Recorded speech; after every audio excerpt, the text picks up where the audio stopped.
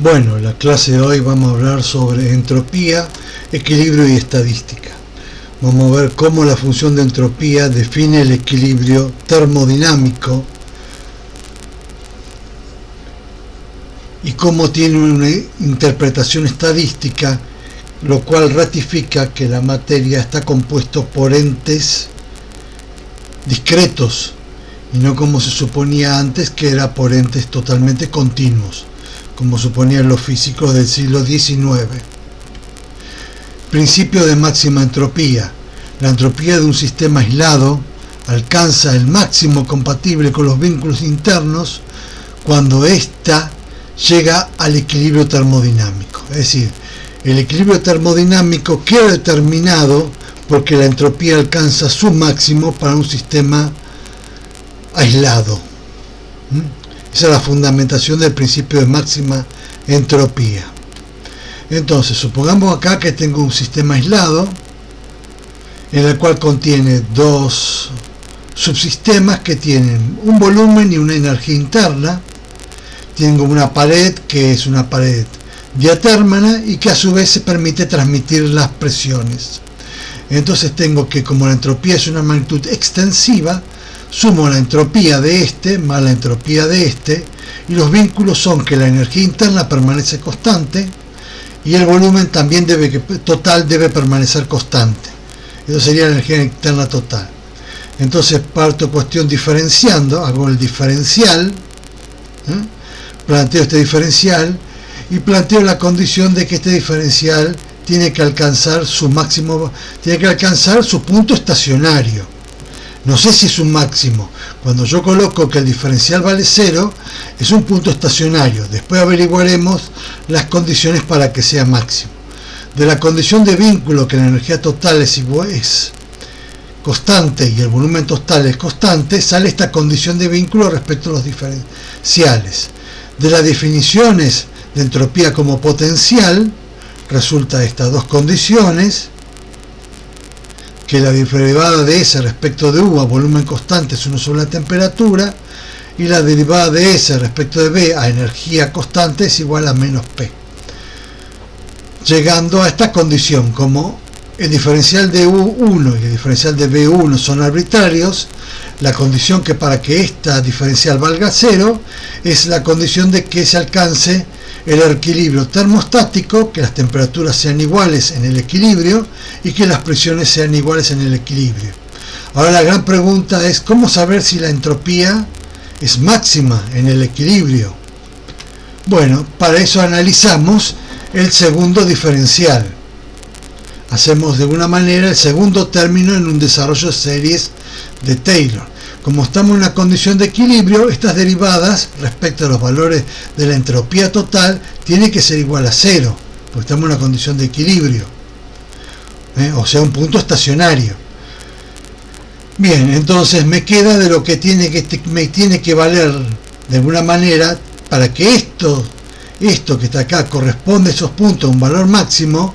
Esto que tenemos acá es una forma cuadrática definida. Para que esa forma sea un máximo, esa forma cuadrática tiene que ser definida negativa, para que se alcance un máximo absoluto. Estoy haciendo acá la aproximación, pues la aproximación del diferencial de U como una diferencia finita de energías y como una diferencia de volúmenes. Bueno, esto que está acá, estos términos en segunda derivada, corresponden a la matriz hessiana. Entonces la condición para que la matriz hessiana sea definida negativa es que rea estas dos condiciones: que el calor a volumen constante sea mayor que 0 y que la derivada de P respecto de B a energía constante sea menor que 0. Esto, o sea, lo que dice acá es que estas condiciones se tienen que cumplir para transiciones de estados de equilibrio que lleven a que la entropía sea máxima. Si yo estoy en una situación de estado de no equilibrio, como es la teoría de Ilya-Prigogine, el calor a volumen constante puede ser negativo y esta derivada puede ser positiva. Pero en este curso nosotros esas cuestiones de termodinámica de no equilibrio no la vamos a ver. Con lo cual estas van a ser para nosotros las condiciones sine qua non para definir el equilibrio termodinámico. Interpretación estadística de la entropía. Hasta ahora hemos visto cómo la entropía tiene utilidad y el principio de máxima entropía para definir el equilibrio. Vamos a ver la interpretación estadística de la entropía, que fue de alguna manera la formulada por Boltzmann en el siglo XIX.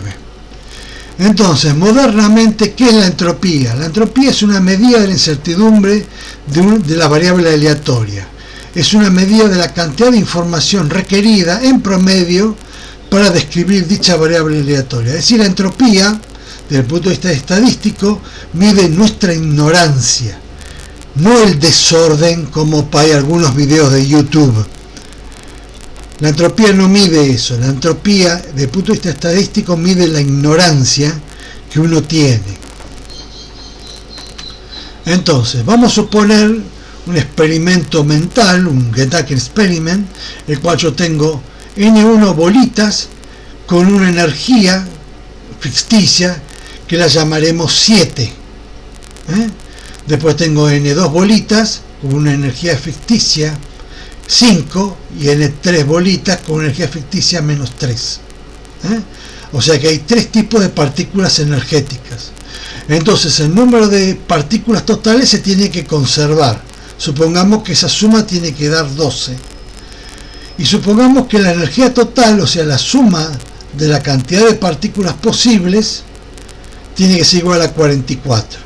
El número posible de combinaciones de partículas que me dan estos dos resultados corresponden a una ecuación de tipo diofántica. Este es un sistema de ecuaciones diofánticas. Entonces tengo que encontrar cuántas combinaciones de N1, N2, N3 y N4 y N3, me dan esos resultados. Bueno, entonces, ¿qué valor de N1, N2 y N3 se debe tomar para que S sea máxima? Bueno, resolviendo esta ecuación diofántica me queda estos vectores de estado. Entonces, me queda acá, fíjense que acá me quedan las posibles soluciones que puedo llegar a tener. Bueno, la cantidad de posibles combinaciones que contengan estos números que están acá viene dado por esta cantidad, esta combinatoria que está acá, que es una combinatoria multinomial. De ahí se puede sacar el concepto de lo que es la entropía de Boltzmann, que está acá.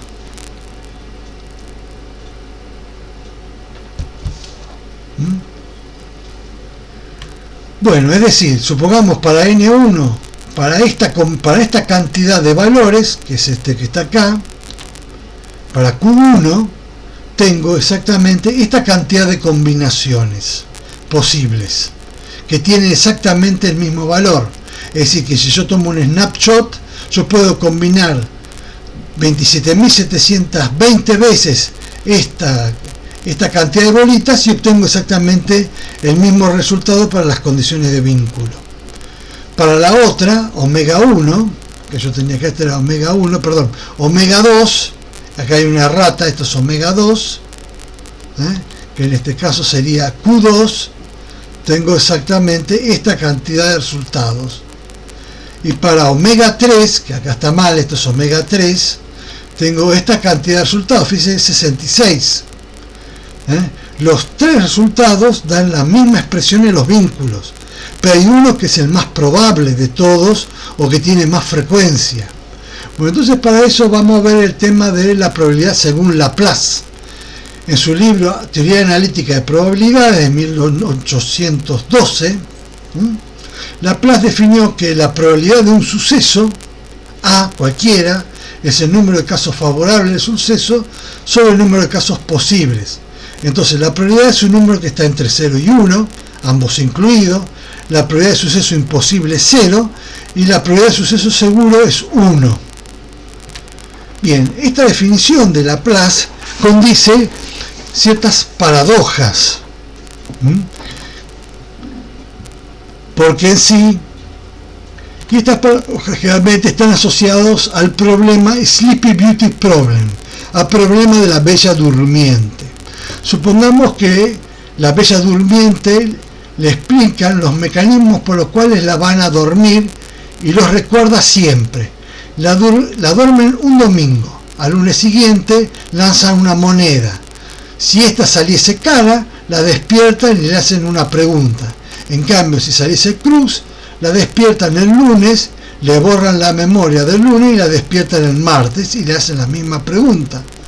En ningún momento ella tiene idea del día que ha despertado, solo las reglas del juego. Y la pregunta es, ¿cuál es la probabilidad de que la moneda haya salido cara?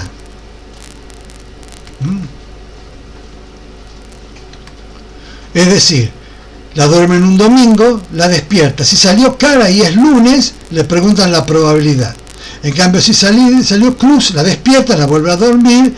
Y si el martes salió cara, la despierta y le preguntan sobre la probabilidad. Entonces, ¿qué contestará en esta situación la bella durmiente? Para ella, ¿qué es lo más seguro que haya ocurrido? Usando la fórmula de Laplace, la probabilidad de cara va a ser igual a 1/3. Y la probabilidad de cruz va a ser ahora 2/3. ¿No? Ahora bien, si apenas las despierta y tiran una moneda y le preguntan cuál es la probabilidad de que salga cara, ella responderá 1/2. Si se usa en ese momento la ley de Laplace. Entonces la pregunta es, ¿por qué en un caso la probabilidad de cara vale 1/3 y en el otro vale 1/2? Eso es una paradoja de la probabilidad. En otro ejemplo, ganó Brasil, por ejemplo. Se realiza en una situación de una persona en un partido entre Brasil y Canadá. La probabilidad a priori de que gane Brasil es 0,8 y la que gane Canadá es 0,2. En ese dato, el durmiente lo que conoce en todo momento, así como que lo dormirán antes de que empiece el partido y lo despertarán según esta regla. Si gana Brasil, lo despertarán una vez. En cambio, si pierde, lo despertarán 19 veces y 18 lo volverán a dormir borrando todo recuerdo antes de que durmiera. Al final le harán esta pregunta: ¿cuál es la probabilidad que haya ganado Brasil? Usando la ley de Laplace es 19/20. En cambio, la probabilidad de que haya ganado Canadá, en cambio la probabilidad de que haya ganado Brasil, ¿cuánto vale? Es 1/20, que por lo tanto es más que probable que Brasil haya perdido. Sin embargo, la probabilidad a priori es que Brasil haya ganado. Entonces, esas son las probabilidades que se tiene. Esas son las paradojas de la probabilidad que tiene la ley de Laplace. Retomando el tema, entonces en nuestro caso la probabilidad de que la combinación 1 es 98/100. Esto es lo que se conoce como la probabilidad a priori. O sea, es más probable a priori que haya sucedido la situación omega 1. En cambio, las otras tienen menos probabilidad de haber ocurrido. Entonces la combinación a priori que maximiza la entropía va a ser esta. Las otras tienen un aporte totalmente ínfimo. Entonces, ¿cómo encontrar cuál es la combinación? ¿Cuáles son la cantidad de estados que efectivamente maximizan la entropía de un punto de vista estadístico? Bueno, eso es lo que se llama la estadística de Boltzmann. Supongamos que tengo N1 y N2 cosas que no interactúan entre sí salvo por choque. Cada una de ellas posee dos valores de energía, E1 y E2, definiendo los vínculos como N1 igual a N, la cantidad de partículas totales permanece constante y la cantidad de energía total permanece constante. Entonces existirán omega, N1, N2, N y U, soluciones de dicha ecuación diofántica que verifiquen dicho vínculo, para hallar cuál de todas es, entre comillas, la más verosímil, en el sentido que es la que tiene la mayor probabilidad a priori, esa la más verosímil, se define como estimador de verosimilidad a lo que se llama el estimador de Gauss-Fischer.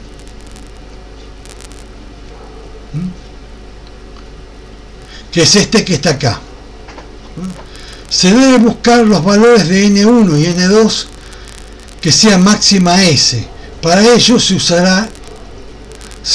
hará uso del método de los multiplicadores de Lagrange. O sea, los valores de N1 y N2 que maximizan S a este estimador, que por ahora es un estimador, ¿no?, que después se relacionará con la interpretación estadística de la entropía, usaremos los multiplicadores Lagrange.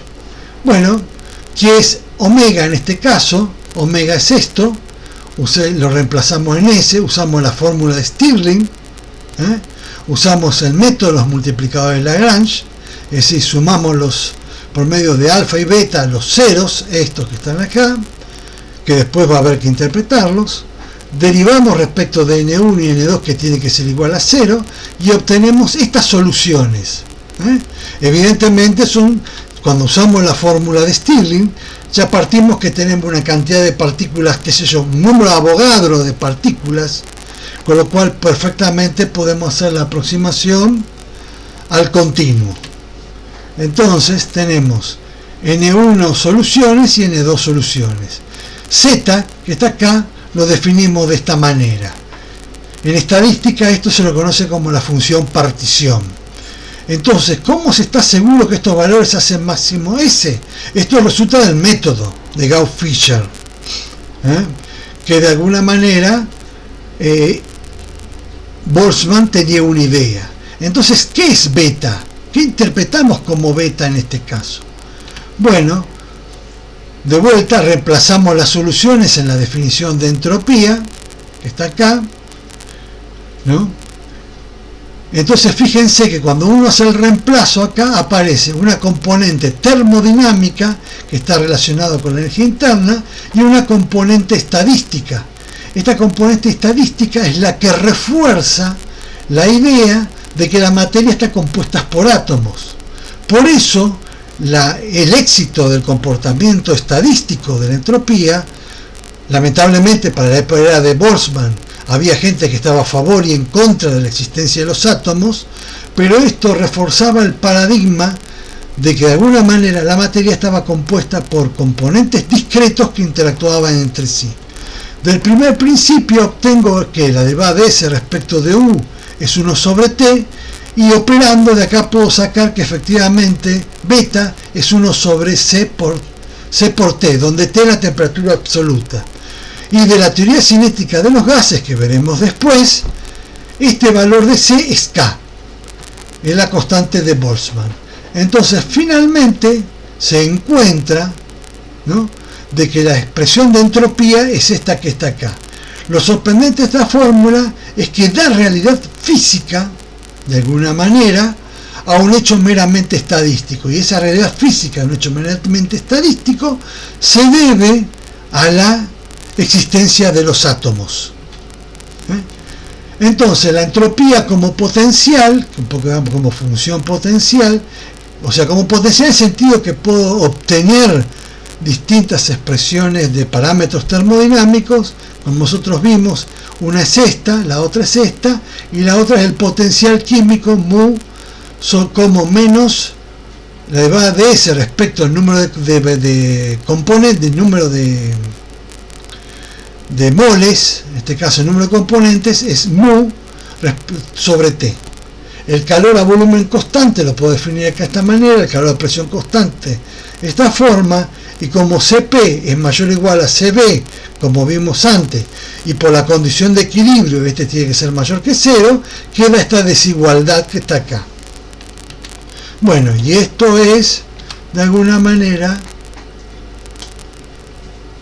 todo respecto a esta clase.